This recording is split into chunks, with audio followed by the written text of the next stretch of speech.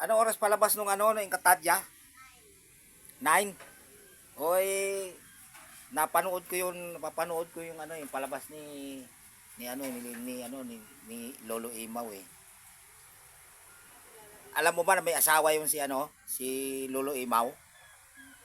Hindi mo alam, ang asawa nun si Lola Imang. Oo, Lola Imang, kasi Lolo Imaw. Hindi lang pinapakita dun sa palabas. Eh yan, May paborito. asawa daw yun si Lolo Imaw. Oo, Ang asawa daw, si Lola si Imang. Lola Imang. Lola Imang.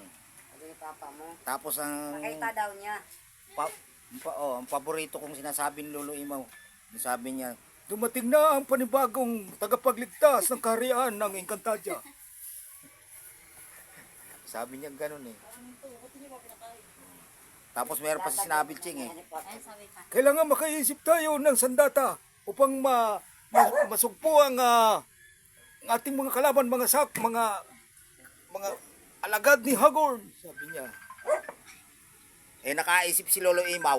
Alam mo, naisip niyang paraan. Ano yung ginagano ng kamay, Ching? Yung brilyante. Brilyante.